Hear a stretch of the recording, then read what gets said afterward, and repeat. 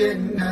أدم يا رب صحبتنا بلا هجر ولا منة، نصوب خطوة عثرت ويحسن بعضنا ظنه، بحب نمضي في الدنيا إلى أن نبلغ الجنة، إلى أن نبلغ الجنة.